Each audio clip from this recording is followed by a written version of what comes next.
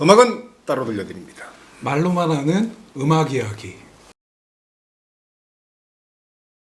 지난 시간에 마지막으로 케니 베런의 작년 앨범이었죠. Beyond the Places라는 앨범에서 The Nearness of You. 82세의 노장의 피아니스트가 임마누엘 윌킨스라는 20대 중반에 떠오르는 마치 손자와 같은 임마누엘 윌킨스와 아주 정석적인 그러한 발라드 연주였었는데요. 이 연주를 듣다가 혼자 생각이 났는데, 장수하시는 재즈 뮤지션들 중에 비교적 젊은 축에 속하는 거죠. 케니 베런은. 케니 베런보다 8살이나 연장이신 그런 노장의 레전드 한 분이 생각이 나서 바로 얼마 전에 듣게 됐던 그분의 음악인데요. 올해 90세가 되신 색소포니스트 조지 콜먼의 연주, 2023년도 연주입니다. 앨범명은 Live at Smalls Jazz Club이라는 앨범이고요. Nearness of You. 이거 정말 연주 좋더라고. 나이 지긋하신, 지긋을 넘어서 이제 뭐 거의 90세가 되신 분이고 87세 때 연주니까요. 그 말이 어울리는 분이죠. 리빙 레전드라는 말이. 테너 색소포니스트 조지 콜먼의 재작년 앨범이고요. 2022년 3월에 뉴욕의 재즈 클럽 스몰스에서의 라이브를 담은 앨범인데요. 저는 이 앨범과 이 연주를 유튜브를 통해서 처음 듣게 됐어요. 그러니까 유튜브 알고리즘으로 클립이 뜨길래 조지 콜먼 아직 살아계신가 하는 느낌으로 클릭을 했었고 보게 됐었는데, 한 10년 전까지는 유튜브로 음악 듣는 거를 조금 시쳇말로 짜치다고 생각했었어요. 적어도 요즘 세상에 맞게 스트리밍 사이트나 뭐 네이버 뮤직이라도 해서 돈을 내고 듣는 게 뮤지션들에 대한 예의다, 뭐 이런 생각을 갖고 있었는데, 불법 다운로드 하던 시절도 있었지만 반성하는 의미에서. 근데 이런 음악들은 유튜브의 알고리즘이 아니면 제가 과연 듣게 됐었을까 하는 생각을 하게 돼서, 또 일면 유튜브가 감사하고 완전히 무슨 공짜 뮤직, 그러니까 음악 도서관 같은 역할을 요즘 우리에게 하고 있어서 문명의 이기로 음악을 듣는 음악 팬으로서도 어떤 혜택을 받는 게 아닌가 하는 생각도 하게 되죠. 음악 매니어들한테는 천국이 됐습니다. 천국이 정말 유튜브 때문에. 다시 앨범 얘기로 돌아가면, 이 앨범은 셀러 뮤직이라는 캐나다 레이블에서 나온 제작된 앨범인데요. 스몰스 리빙 마스터스 시리즈라고 그 시리즈의 5번째 음반인데요. 캐나다 레이블인 셀러 뮤직에서 미국 뉴욕에 있는 스몰스 재즈 클럽에서 레전드들의 라이브를 녹음해서 발매한다. 이러한 시리즈의 5번째 앨범인데요. 2022년부터 한 9분의 레전드의 이 라이브 음원을 녹음을 해서 앨범으로 내고 있더라고요. 아주 흥미로운 시리즈인데, 프로듀서가 2명이에요. 캐나다 셀러 뮤직의 대표이자 색소포니스트인데요. 코리 위즈라는 사람하고 뉴욕의 스몰스 재즈 클럽의 매니저이자 피아니스트인 스파이크 윌러, 이 2사람이 프로듀서인데, 프로듀서 2사람이 모두 다 연주자이기 때문에 그 선배 레전드들에 대한 예우를 하는 입장에서 그렇게 기획돼서 나온 앨범이기 때문에 굉장히 흥미로운 그런 앨범 시리즈인 것 같은데요. 프로듀서 중에 그 피아니스트이기도 한 스파이크 윌러는 조지 콜먼 선생의 앨범에서 피아노를 담당하고 있고요. 또 여러 후배들이 같이 연주를 하고 있는데, 베이스에는 피터 워싱턴, 드럼엔 조 판스워스, 그러니까 50대 후반의 연주자들이 조지 콜먼 선생과 함께 연주를 하고 있고요. 앨범의 모든 연주는 유튜브에 검색을 하시면, 조지 콜먼하고 라이브 앳 스몰스 재즈 클럽 검색을 하시면은 통째로 동영상 연주를 같이 감상을 하실 수가 있어요. 동영상으로도 같이 들어갔어요. 제가 그 동영상을 연주하시는 모습을 보니까 손님들이 있는 클럽 상황에서의 라이브가 아니고 라이브 녹음을 위해서 스몰스 재즈 클럽이라는 메뉴에서 녹음을 한 그런 건데, 완전히 연로하셔갖고, 하지만 색소폰은 웃긴 표현이지만 거의 뭐 달인이시니까 색소폰은 거의 그냥 본능으로 연주하시는 것 같은데, 그 후배들이 그 선배를 예우하면서 연주하는 모습이, 그 스몰스 클럽에서의 모습이 아주 잘 담겨 있어서 동영상으로, 클립으로도 한번 감상을 하시면 좋을 것 같고요. 나이 먹어서 대접하느라고 모신 게 아니고 네. 정말 사운드가 엄청스럽더라고. 그러니까 그래서 야 조지 콜먼을 왜 이렇게 잊어버리고 있었지? 이 생각이 들더라니까. 그 동영상 보시면요, 그 스몰스 재즈 클럽 벽에 젊은 시절의 루이 암스트롱 사진도 박혀 있고 그 앞에서 80대 색소포니스트와 50대 후반의 리듬 섹션들이 같이 모여서 되게 선배를 예우하고 후배들 앞에서 본인의 연주를 이렇게 멋지게 하시는 모습을 보고 있으면 요즘 세상이어서 이영만리 우리 한국 땅에서 그거를 유튜브로 거의 동시에 볼 수 있다는 게 참 다행이다.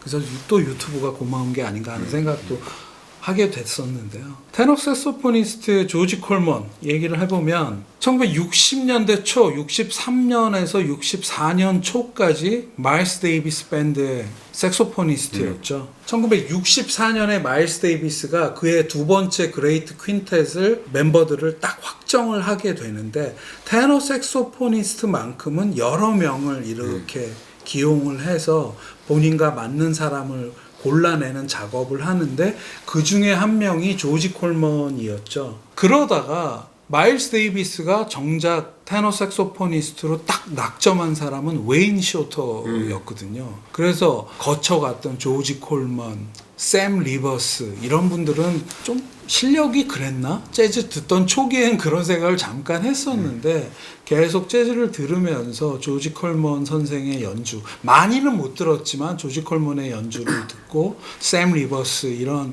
테너 색소포니스트들의 연주를 들으면서 음악 방향이 달랐던 거지 이분들이 하긴 그 당시 최고의 밴드 마일스 데이비스 밴드의 테너 색소포니스트가 되는데 그 물망에 오른다는 것만으로도 인류 그렇지. 연주자들이었구나 하는 생각을 좀 하게 됐었는데 실제로 이번에 찾아보니까 마일스 데이비스가 이 조지 콜먼에 대해서 그렇게 얘기를 했더라고요. 조지는 거의 모든 것을 완벽하게 연주할 줄 알았습니다. 그는 정말 대단한 뮤지션이었다. 뭐 이런 얘기를 했다고 하는데 지금 90세시니까 70여 년에 가까운 연주 생활 동안 계속 꾸준하셨더라고요. 저는 이분을 아주 좋아하진 않아서 이분의 70년대, 80년대, 90년대 이런 쪽 음악은 거의 들어보질 못했었는데 특히 이분이 보니까 80대에 들어서서도 굉장히 정력적으로 활동하시는 모습을 볼 수 있는데요.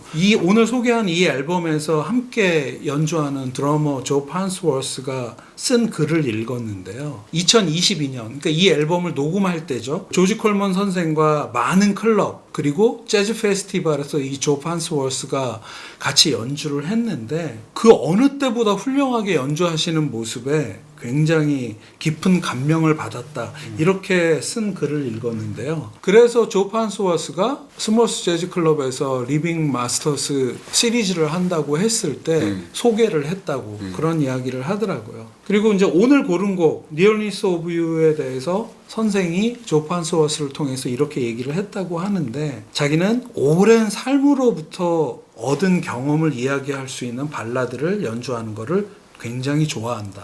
사람들은 오래된 곡을 듣는 것을 좋아한다. 그리고 팬들의 반응에서 그걸 느낄 때 자신은 굉장히 행복하다. 이런 얘기를 했다고 하는데 실제로 연주를 들어보면은 그게 뭐 특별한 연주가 아니죠. 그 노인이 되신 레전드 테너 색소포니스트가 이렇게 앉아서 고즈넉히 발라드를 연주를 하는데 저는 그런 생각이 들더라고요. 이게 할아버지가 얘기해주는 옛날 사랑 이야기 같다 이런 생각을 하면서 들었는데 무슨 굉장히 유명한 로맨스 영화의 그런 사랑 얘기가 아니라 누구나와 같이 아주 평범한 삶은 산 할아버지가 손자에게 이렇게 담담하게 그러니까 있을 법한 이야기이기 때문에 더 공감 가는 그런 연주 그런 사랑 이야기가 아닌가 하는 생각을 좀 하면서 듣게 됐었죠. 제 인생 영화 중 하나가 어텀 인 뉴욕이에요.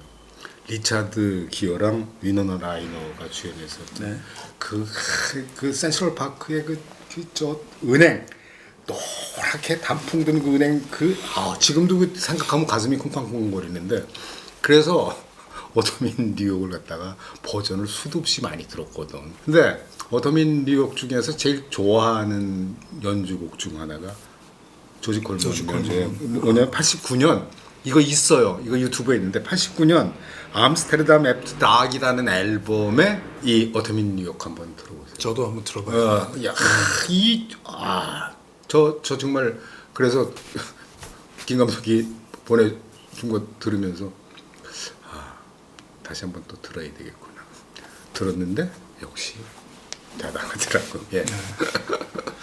그러니까 한 20살 근처부터 프로로 활동을 해서 2025년에 90세가 될 때까지 음악을 계속 해오셨는데, 그래서 제가 이제 다음 꼬꼬무를 어떻게 연결을 할까 생각을 하다가 노장 테너 색소포니스트의 젊은 시절의 연주로, 조지 콜먼의 연주에서 조지 콜먼의 연주로 한번 연결을 해보자 하는 생각을 했는데요. 조지 콜먼 선생의 저는 1968년 연주, 30대 때 연주를 하나 골라봤는데요. 154번째 꼬꼬무는 윈튼 켈리 라이브 앨범이죠. 라이브 앳 레프트 뱅크 재즈 소사이어티 1968년 연주를 담아서 9년 후인 1977년에 나온 앨범인데요. 그 앨범 중에서 미스터 PC라는 곡을 골라봤습니다. 윈튼 켈리도 역시 마일스 데이비스 밴드에서 50년대 말부터 60년대 초까지 활동을 했었죠. 그때는 조지 콜먼이랑 인연은 없었던 것 같은데 이 윈튼 켈리가 1967년하고 8년에 여러 명의 테너 색소포니스트들과 조인트 앨범, 그러니까 연주 활동을 했더라고요. 볼티모어의 재즈 클럽이라는데요. 레프트 뱅크 재즈 소사이어티라는 곳에서 여러 연주를 남겼는데 그 음원들이 그 당시에는 발매되지 못하고 있다가 조금 세월이 지난 다음에 한 장 한 장씩 발매가 되는데요. 오늘 앨범도 그 윈튼 켈리가 그 시절에 테너 색소포니스트 조지 콜먼과 낸 앨범인 거죠. 몇 개의 앨범이 윈튼 켈리 앨범 중에 더 있는데요. 1977년에 발매된 앨범으로는 행크 모블리와 함께 라이브 앳 레프트 뱅크 볼티모어 1967이라는 앨범에서는 또 행크 모블리와 했고요. 조 핸더슨과 68년 공연이 조 핸더슨 위드 윈튼 켈리 트리오 4라는 앨범으로 발매가 돼서 이 당시에 윈튼 켈리와 여러 테너 색소포니스트들과의 어우러짐, 이걸 감상하실 수 있는 앨범들이고 모두 다 훌륭한 연주들이 담겨 있다고 저는 생각을 하는데요. 그래서 한번 소개를 해드리고요. 오늘 이야기하는 라이브 앳 레프트 뱅크 재즈 소사이어티 1968 이 앨범은 조지 콜먼과 9월 달에 레프트 뱅크에서 한 연주가 담겨 있는데요. 1977년에야 발매가 되는데 일본에서 처음 발매가 LP 3장짜리로 되더라고요. 그러니까 일본이라는 나라가 참 대단하다고, 그러니까 재즈 좋아하는 입장에서는 일본은 정말 재즈 선진국이다 하는 게 느껴지는 게 5, 60년대에 전성기를 보냈던 피아니스트의 숨겨진 연주를 동양의 일본에서 발굴을 해서 먼저 앨범을 내면 나중에 80년대에 미국에선 그 앨범들이 너무 좋기 때문에 CD로 발매를 하는,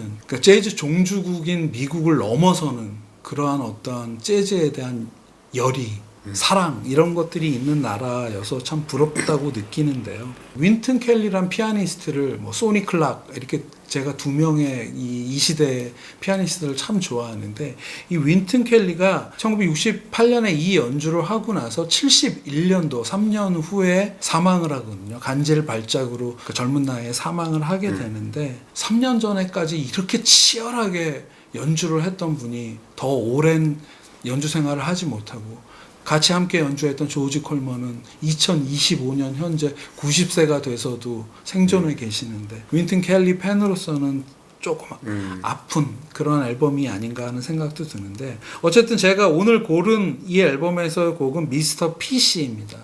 미스터 PC, PC가 누구냐? 베이시스트 폴 챔버스. 그러니까 1959년에 존 콜트레인이 자신의 앨범 자이언트 스텝스에서 함께 연주한, 마일스 데이비스 밴드부터 오랫동안 함께 연주해온 베이시스트 폴 챔버스에게 헌정하는 곡인데요.